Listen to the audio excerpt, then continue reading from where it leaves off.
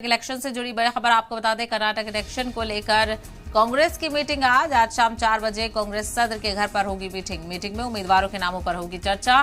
तो वहीं मीटिंग में सिद्धरामैया और डीके शिव कुमार भी शामिल होंगे। कांग्रेस सदर मल्लिकार्जुन खड़गे के घर पर यह मीटिंग मुनक्किद होगी।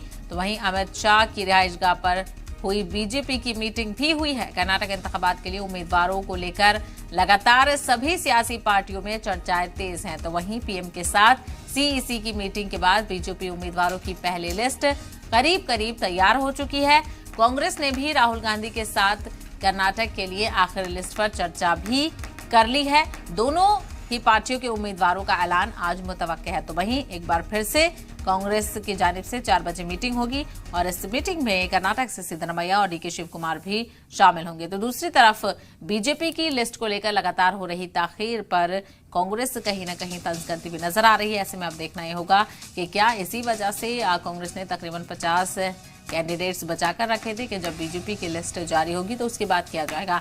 लेकिन फिलहाल कब तक ये लिस्ट दोनों पार्टी की जानिब से जारी होगी, इसको लेकर कोई जानकारी सामने नहीं आ रही है।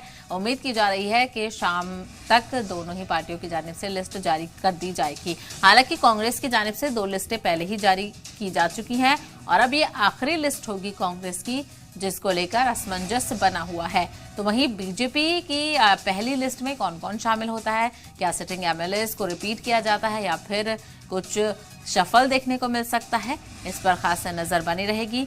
चूंकि कर्नाटक इंतखाबात को लेकर सियासी सरगर्मियां इस वक्त उरूज पर हैं। माजी में हमने देखा था, चाहे कांग्रेस हो बीजेपी हो, लगातार इन पार्टियों की जानिब से दौरे भी किए जा चुके हैं कर्नाटक के। तो वहीं पीएम की जानिब से कई सौगात भी कर्नाटक की आवाम को दी जा चुकी हैं। लेकिन कई ऐसे मुद्दे हैं जो इस बार कर्नाटक इंतखाबात में अहम हो सकते हैं।